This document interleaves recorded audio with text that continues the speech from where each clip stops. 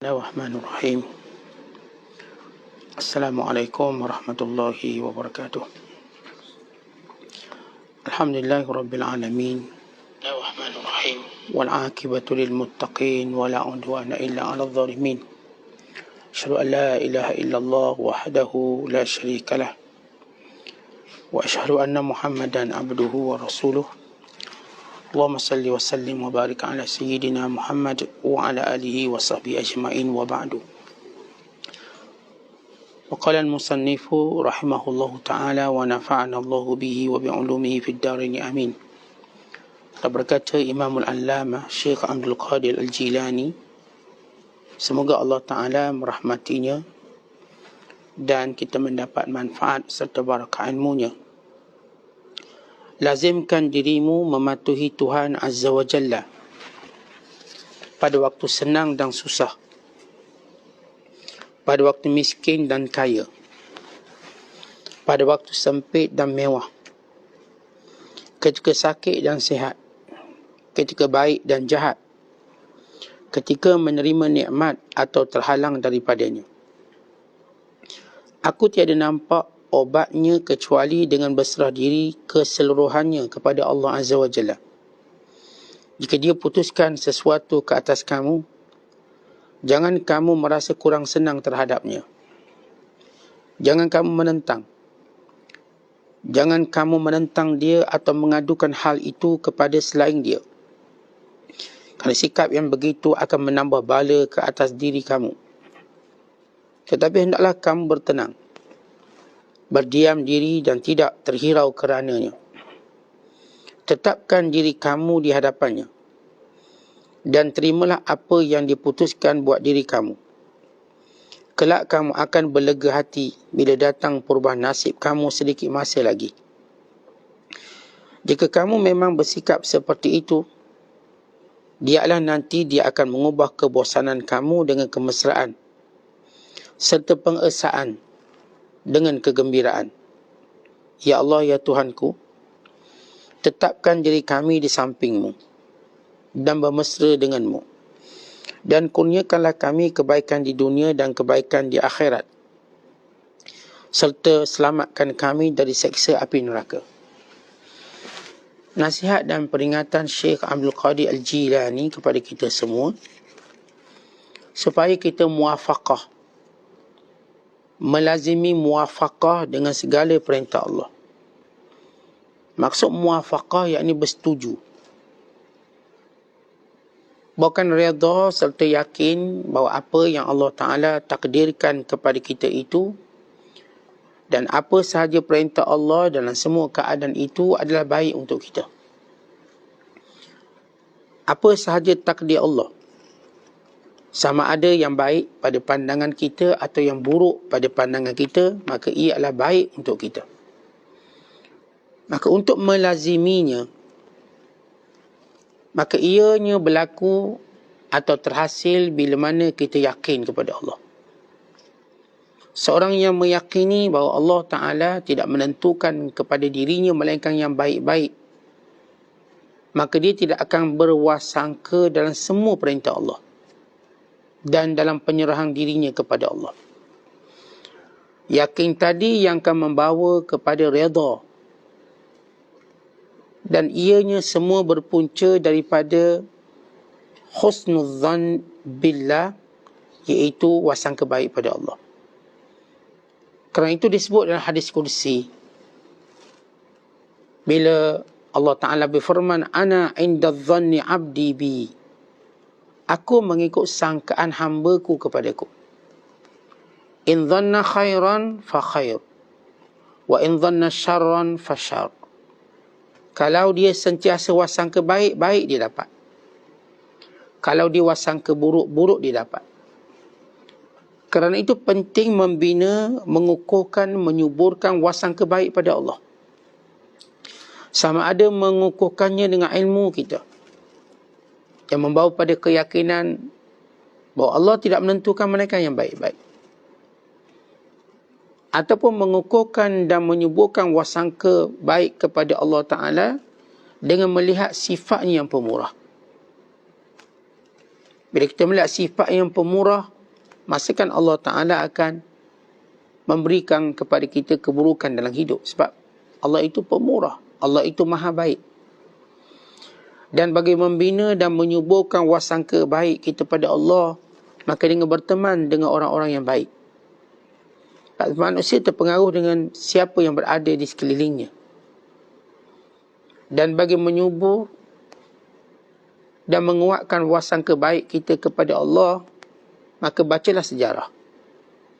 Bacalah kisah-kisah manusia yang Allah Ta'ala angkat. Dek kerana sabar mereka dalam menghadapi ujian Allah. Baca kisah Nabi Yusuf AS, yang terpinggir, yang terbuang dalam perigi buta, yang terbuang dalam penjara, diangkat dan dimuliakan. Bacalah kisah Ashabul Kahfi, yang bimbang, yang takut, yang bersembunyi dalam gua dalam tempoh yang panjang, akhirnya kemuliaan, keamanan. Bukan sejarah keagungan. Innahum fityatun amanu bi rabbihim wazidnahum huda. Mereka lah pemuda-pemuda yang sebenar, yang beriman kepada kami. Kami tambahkan kemuliaan, petunjuk kepada mereka. Sehingga diabadikan suratul Kahfi, surah gua. Bayangkan gua tempat mereka berdiam tadi mendapat keberkatan namanya. Apa tak lagi orang yang mendiaminya. Tempat yang didiami oleh Ashabul Kahfi itu sendiri penuh dengan keberkatan, sehingga Allah menamakan sebagai suratul Kahf. Surah Kahf, atau Mak Saleh panggil Kif. Suratul Kahf, surah gua. Kenapa disebut surah gua? Nak beritahu, kalau sekiranya gua tempat berdiam, tempat tinggal Ashabul Kahfi itu dimuliakan oleh Allah, bayangkan yang empunya dirinya. Dan demikian Allah Ta'ala mengangkat. Oleh sebab itu, ini cara kita nak menyuburkan wasangka baik kita pada Allah, sama ada dengan ilmu, dengan mengetahui sifat Allah yang pemurah, penyayang, dengan bersama dengan orang-orang soleh, dan dengan membaca sejarah. Sama ada sejarah para nabinya, kira sejarah orang-orang solehnya. Kan itu benar kata ulama, bahawa kisah dan sejarah itu ialah jundun min junudillah, tentera Allah, yang mengukuhkan kepahaman kita, yang mengukuhkan keyakinan kita, yang mengukuhkan iman kita. Kemudian kata Syekh, lazimi Allah dalam semua waktu. Ini yang disebut oleh Allah Ta'ala dalam surah Al-Baqarah ayat 177.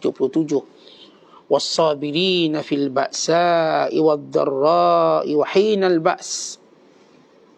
Itu orang yang senantiasa sabar dengan Allah. Sama ada dalam keadaan kesukaran, kesusahan, ketika peperangan, ketika menghadapi kesusahan. Bukan sekadar ketika dia susah. Walau bukan sekadar dalam keadaan sempit, bukan dia tahu depan tu susah pun dia sanggup sabar. Dia belum lalu tapi dia tahu depan tu susah, dia sanggup. Kan itu bila seorang sahabat kata, ya Rasulullah, aku menyayangimu. Maka kata Nabi SAW, bersedia untuk fakir miskin. Belum berlaku tapi kena bersedia. Seorang bila mana dia berkata dia hamba Allah, maka bersedia untuk diuji. Kamu mungkin belum diuji tapi akan diuji, dan kita sudah bersedia. Ahasiban nasu an yutraku an yaqulu amanna wa hum la yuftanu. Apakah mereka menyangka cukup dengan berkata kami beriman, sedangkan mereka belum diuji? Kamu akan diuji. Kan itu orang beriman yang sebenar, bukan sekadar sabar waktu diuji dengan segala kesukarannya, bukan bersedia untuk diuji. Bersedia. Akan datang kalau berlaku apa-apa, saya sudah bersedia untuk diuji oleh Allah Subhanahu Wa Taala. Semuanya ini bertitik tolak dengan apa yang kita sebut sebagai melazimi perintah Allah Ta'ala. Muwafaqah. Dalam bahasa Arab ni sebut muwafaqah. Maka sama ada dalam keadaan kita miskin atau kaya. Tuan-tuan, Allah jadikan keadaan kita ni macam-macam. Miskin, kaya, sihat, sakit. Dan kadang kita suka atau tak suka. Tapi yang perlu kita lazimi ialah mentaati Allah. Allah jadikan dalam semua benda ni, tuan-tuan, tidak bersifat mutlak. Maksudnya ialah, kalau seorang itu sakit, bukan bererti dia tidak sihat. Ada ruang dia masih sihat. Dia sakit kaki kanannya, kaki kirinya okey, tangannya okey, semua okey. Tapi dia dalam kategori sakit. Mungkin dia di-wardkan. Dia masuk ward kerana sakit sesuatu anggota badan. Tapi realitinya dia sebab sakit, dia masih sihat. Dan bagi orang yang sihat pula, di sebalik sihatnya, dia masih sakit. Adalah sakit dia. Cuma dia tak masuk ward, dia tak makan ubat. Tapi dia ada sakitnya. Di sebalik senang orang tu ada susahnya. Di sebalik susah orang tu ada senangnya. Allah tak jadikan satu nikmat itu mutlak pada satu benda. Contoh kalau orang tu kaya, kaya dengan sungguh-sungguh kaya. Tidak. Dia ada susah dia. Kalau orang tu susah, dia ada benda yang dia senang. Memang dia susah. Gaji, kurang dapat, kerja, payah dapat, semua susah. Tapi dia tidur senang. Oh, tidur senang. Ni orang kaya pula, semua dia senang. Tapi tidur susah. Makan tak selera. Tak ada satu pun Allah kumpulkan pada manusia dan satu nikmat dia ada belaka dalam tu. Tujuannya apa? Supaya manusia ingat Allah. Yang kaya Tuhan datangkan masalah dengan anak-anak. Datangkan masalah dengan mencari kawan yang jujur. Semua kawan mengampu belaka. Supaya dia juga bermunajat pada Allah. Yang miskin, di sebalik miskin susah apa-apa kerana ada benda senang dia. Ramai orang simpati, ramai orang hulur tangan pada dia, ramai orang bertanya khabar pada dia, supaya dia sentiasa juga bersyukur kepada Allah Ta'ala. Yang tidak diberi oleh Allah, yang tidak diberinya boleh dikira dengan jari, yang diberinya banyak. Maka semua dalam situasi ini, tuan-tuan, kita ingat Allah. Kita putuskan, kita tetapkan diri kita, apapun perintah Allah dalam semua keadaan ini, saya akan patuh. وَمَا كَانَ لِمُؤْمِنٍ وَلَا مُؤْمِنَةٍ إِذَا قَضَى اللَّهُ وَرَسُولُهُ أَمْرًا أَنْ يَكُونَ لَهُمُ الْخِيَرَةُ مِنْ أَمْرِهِمْ وَمَنْ يَعْصِ اللَّهَ وَرَسُولَهُ فَقَدْ ضَلَّ ضَلَالًا مُبِينًا. Allah sebut dalam surah Ahzab ayat 36. Tak patut kalau kamu ni orang beriman, lelaki maupun perempuan, kalau Allah dan Rasul putuskan suatu urusan untuk kamu berdalih, berdolak dalih, mencari yang lain, siapa yang derhaka pada Allah dan Rasul, maka dia sesat dengan sesat yang nyata. Tuan-tuan, sebenarnya bukanlah miskin itu kebimbangan, bukanlah sakit kebimbangan, tapi sesat yang nyata itu kebimbangan yang patut ada dalam diri kita. Kita tidak mau sesat ketika mana kita kaya. Sesat ketika mana kita sihat. Sesat ketika mana kita punya segala nikmat. Jangan. Kerana sesat itulah bala sebenar kepada kita. Sesat. Kerana Allah Ta'ala bila benci seseorang, maka dia sesatkan dia. Allah bila sayang seorang, maka dia beri petunjuk pada dia. Dan apa juga keadaan dan situasinya. Bila Allah beri petunjuk, maka itu tanda Allah Ta'ala sayang. Allah Ta'ala tak beri petunjuk melainkan pada orang yang disayang. Kan itu bahaya sesat tu. Kan itu para sahabat kita lihat. Dek bimbang mereka akan kesesatan, mereka sanggup hilang semuanya. Asalkan jangan hilang agamanya. Ya, mereka hilang tanah airnya, Mekah, harta bendanya, bukan mereka hilang keluarganya, tapi yang penting jangan hilang agamanya. Kerana kesesatan itu sebenarnya kesusahan yang sebenar. Allah Ta'ala berfirman, وَمَنْ أَعْرَضَ عَنْ ذِكْرِ فَإِنَّ لَهُ مَعِيشَةً ضَنْكَ. Yang berpaling daripada perintahku, baginya kehidupan yang sempit. Allah Ta'ala tak kata yang tak ada harta hidupnya sempit. Allah tak kata yang sakit hidupnya sempit. Allah kata orang yang berpaling daripada perintah Allah ni hidup sempit. Walau kita nampak macam, lapang. Dia bercakap, saya tak semayang. Semayang buat apa? Saya tak itu, saya tak ini. Kita nampak macam dia lapang. Sebenarnya hatinya ada kesempitan. Kita nampak macam fikirannya macam independen. Merdeka. Semua perintah Allah dia tak nak buat. Rupanya dia telah dihambakan oleh nafsunya. Oleh syaitannya. Tuan-tuan, menjadi hamba kepada nafsu dan syaitan menjadikan orang lagi penat. Menjadi hamba Allah lah kita tenang dan kita lapang. Kita bahagia. Sebab hamba Allah maksudnya berbeza. Bila seorang menjadi hamba Allah, dialah sebenarnya merdeka. Seorang yang tidak mahu menjadi hamba Allah, bahkan memilih menjadi hamba nafsu, syaitan, manusia, dia sebenarnya tertawan dan terpenjara. Walaupun nampak zahir, dia boleh buat belaka ni, Ustaz. Dia nak cakap apa, boleh cakap. Dia nak makan apa, boleh makan. Dia nak telanjang ke, dia nak itu ke, boleh buat. Nampak macam bebas, tak? Kerana kebebasan itu pada hati, bukan pada fizikal. Jangan tertipu dengan orang yang bebas pada fizikalnya. Tidak seorang benang pun yang menutup tubuhnya, kononnya ini kebebasan. Dia tak bebas. Hatinya kecewa, hatinya sakit, hatinya tertawan, ditindas. Tapi orang yang menutup seluruh tubuh badannya, mentaati seluruh perintah Allah, hatinya merdeka. Dan ini disebut oleh Rubi' bin Amir kepada pemimpin Parsi yang bersenang lenang, yang setiap tenteranya ada pembantu dan penyanyi. Setiap tentera Parsi, tuan-tuan sekalian, kerajaan Parsi memperuntukkan ada tukang masak khas mereka, ada penghibur mereka, penyanyi mereka. Mana ada fasiliti tentera macam tu? Tentera dapat apa je tuan-tuan? Tentera sekarang dapat apa? Ya, mereka cuma peralatan perang itu je. Tak ada pula kita dengar tentera ada penyanyi seorang dibawa. Tapi inilah kemewahan tentera Parsi. Tentera Parsi, dek kaya mereka demikian tentera Rom, sehingga waktu itu hierarki sosial paling tinggi tentera. Kita kan kalau sekarang hierarki sosial paling tinggi, kalau kita ketepikan yang memang berjawatan pada norma umum, hierarki paling tinggi siapa? Korporat atau disebut peniaga. Hierarki tertinggi kalau mereka menguasai dunia, bukan politik secara kebanyakan, keseluruhan. Kemudian hierarki bawah sekali mungkin apa? Petani, atau mungkin juga penjawat awam, mungkin mengikut keadaan situasi. Dalam tamadun Parsi, hierarki tertinggi tentera. Kalau dulu kita belajar sejarah India, zaman tamadun India kuno, ini atas sekali mereka namakan Brahma. Maka diikuti dengan golongan Satria, kemudian Vaishya, kemudian Sudra. Maksudnya Brahma tertinggi, atas sekali, berkait dengan nasab. Diikuti dengan golongan Satria, tentera. Diikuti dengan golongan Vaishya, yakni para peniaga, korporat. Diikuti dengan Sudra, para pekerja bawah, atau mereka sebut juga Parya, bawah.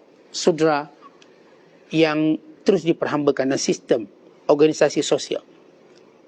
Baik, ini organisasi sosial. Tuan-tuan sekian, baik, kita pergi pada Parsi tadi dan ucapan Rubi' bin Amir. Saya nak beritahu tentera hebat. Tapi apa kata Rubi' bin Amir? Allahu bta'athana linukhrija man sya'a min ibadatil ibad ila ibadatillah wa min jawril adyan ila adlil Islam wa min dhiqid dunya ila sa'ati dunya wal akhirah.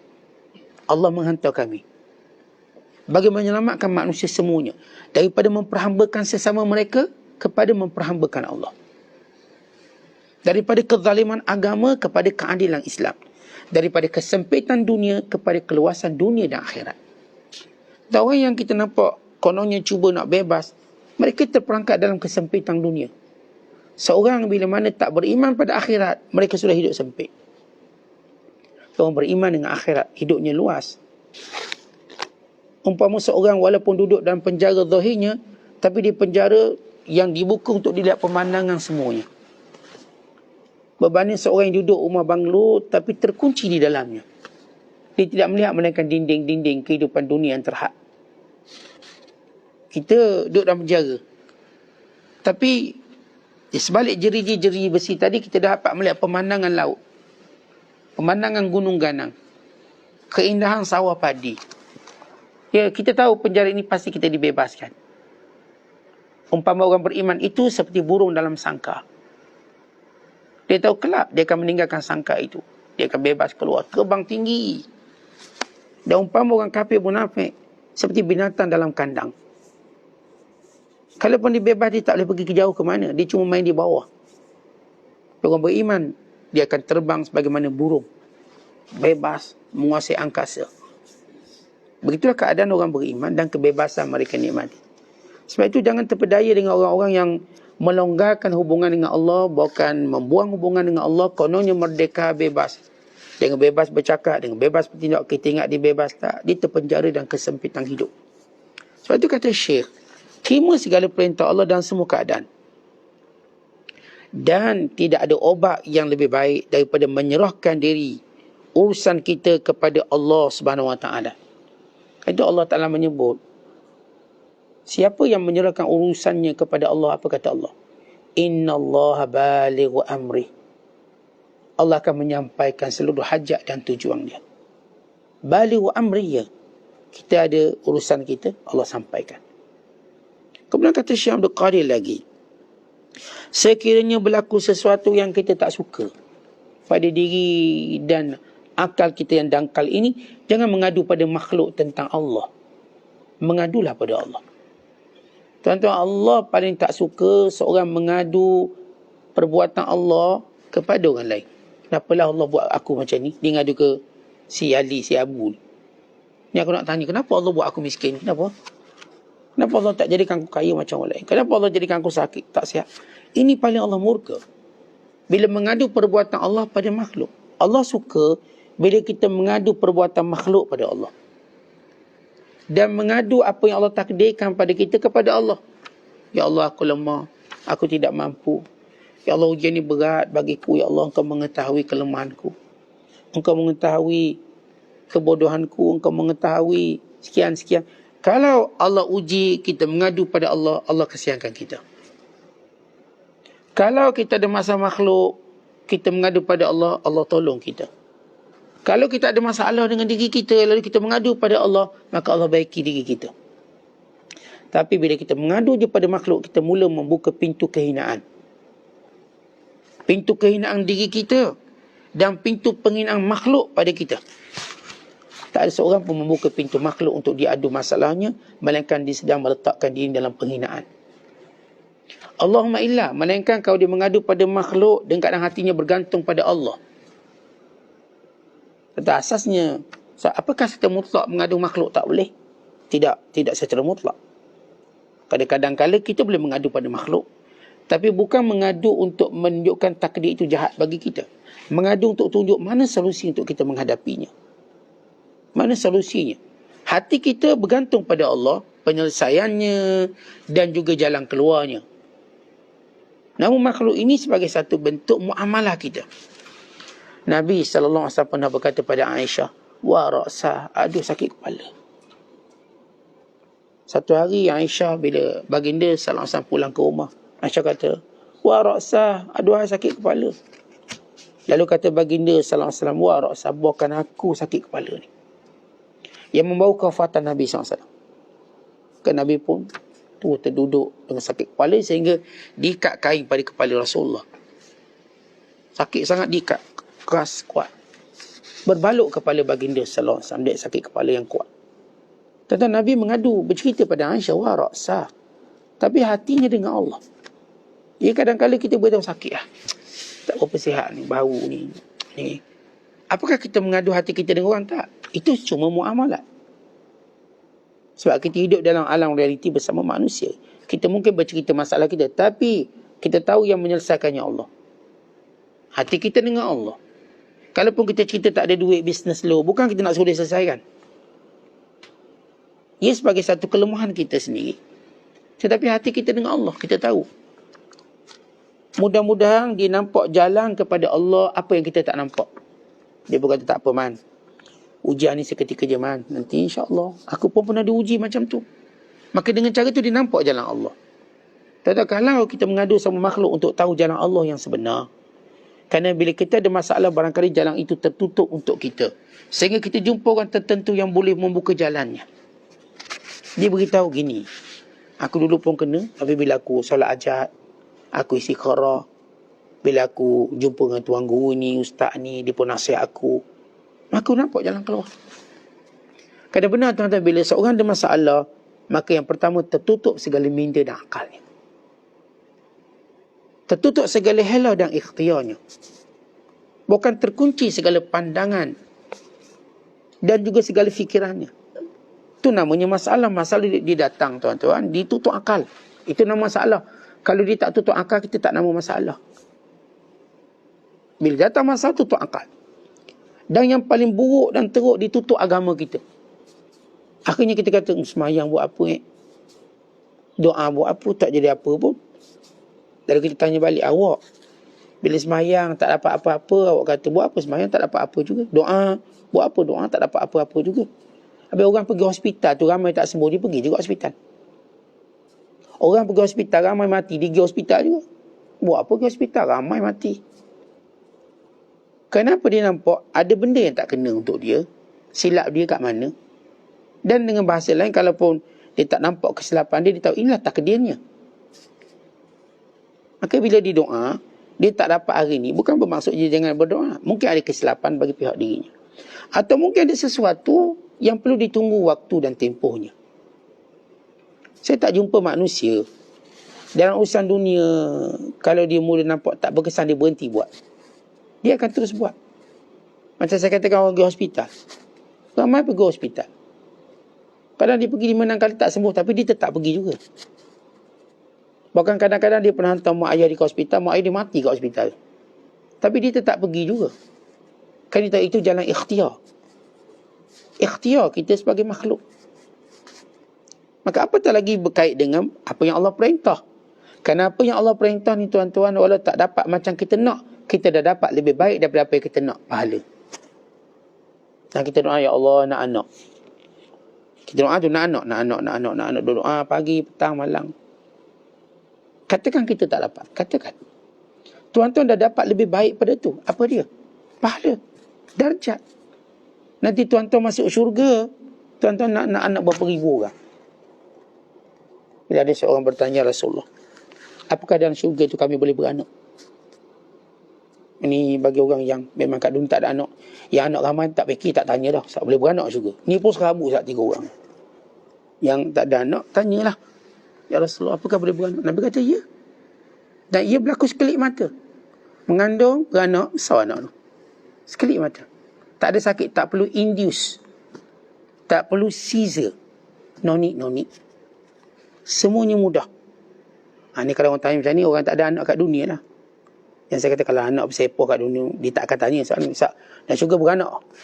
Kau tanya pun muka dia pahit macam tu. Sebab ni pun pening kepala kena pula Ustaz. Online. Pening kepala anak-anak online ni. Jadi setiap orang dia akan bertanya nikmat syurga apa yang tak dapat di dunia. Allah Ta'ala kata, dalamnya apa je yang kamu nak. Bahkan bila mana kamu berangan, kamu akan dapat 10 kali ganda daripada apa yang kamu berangan. Apa maksudnya? Bila Allah Ta'ala berfirman, tamannau. Hei ahli syurga. Berangan. Tuan-tuan, nikmat paling hebat berangan. Sebab berangan ialah imajinasi mengatasi apa yang kita mampu. Kalau tuan-tuan lah disuruh berangan. Awak nak apa berangan? Kita kata kalau boleh nak kereta terbang. Bila masuk dalam air boleh jadi bot laju. Atau udara boleh terbang. Atas jalan dia laju sekali. Lepas tu kalau boleh kereta tu ada jambang sekali, tandas. Namanya berangan. Cuba berangan pesawat macam mana kamu nak. Oh, kita berangan pesawat ni Ustaz. Kalau boleh, dia boleh bergerak sendirilah Ustaz. Kita niat je Ustaz. Namanya berangan, tak salah. Berangan, kita bukan merancang, bukan bersedih. Berangan. Tuan-tuan sekalian, Allah nanti dalam syurga kata pada ahli syurga, berangan. Maka mereka pun berangan. Maka Allah berikan asyaratu adha'af. 10 kali ganda daripada mereka berangan. Sehingga disebut tentang sifat muasafat syurga. Seorang bila tengok je burung dalam syurga, terus jatuh di tangannya siap masak. Dia belum cakap pun nak makan nak apa. Tapi Allah dah tahu ke apa dia nak. Artinya kita tengok dari jauh. Kita tengok dari jauh. Macam biryani tu. Tu biryani datang atas depan kita ni. Lepas tu suak sikit kat mulut kita. Macam tu hebat. Jadi tuan-tuan sekalian, bila kita katakan kita tak dapat apa yang kita nak, Allah beri lebih baik daripada apa yang kita nak. Itulah doa. Dan itulah kita nama tawakal pada Allah. Kemudian kata Syekh lagi, kalau kamu mengadu pada makhluk apa yang Allah perbuat pada kamu, Allah akan tambah lagi bala. Tuan bala tu bertingkat. Ya? Ini zat yang berkuasa, kita adu pada makhluk yang lemah. Memang kita cari penyakit lah. Sebab itu tuan-tuan jangan. Sama ada kita diam, sehingga Allah ubah nasib kita satu hari nanti, dan mengubah daripada kebosanan kepada kemesraan. Dan makin kuat dan mantap keimanan kita, lalu kita gembira. Dengan apa yang perlu, yang pernah kita minta lalu kita tak dapat, kita gembira. Ya aneh. Bila Allah berikan kegembiraan pada orang yang dahulu nak sesuatu dia tak dapat, dia gembira hari ini. Dia gembira tanpa mendapatkan apa yang dia nak. Kan dia mengetahui yang dia tak dapat itu lebih baik. Begitulah nikmat hebat yang Allah berikan kepada kita. Kemudian sebagaimana biasa Syekh Abdul Qadir Jilani, tuan-tuan, metod dia, dan ini metod hidup kita juga. Lepas duk cakap, nasihat, berwasiat, maka berdoa pada Allah. Hidup jangan jauh dari doa. Hidup jangan tidak ada doa. Bahkan Allah jadikan macam-macam berlaku dalam hidup supaya kita berdoa. Jangan kita tidak mengangkat tangan kepada Allah Ta'ala. Kerana seorang itu diangkat kemuliaannya dengan berdoa pada Allah. Maka doa beliau, dia menyatakan, tetapkan diri kami di samping-Mu ya Allah. Bila kami istiqamah dalam agama-Mu ya Allah, kami bergembira dengan segala perintah-Mu. Tenang dengan segala perintah-Mu dan kurniakan kebaikan dunia pada kami, kebaikan akhirat pada kami, dan peliharalah kami daripada azab api neraka. Wallahu a'la wa bissawab. Assalamualaikum warahmatullahi wabarakatuh.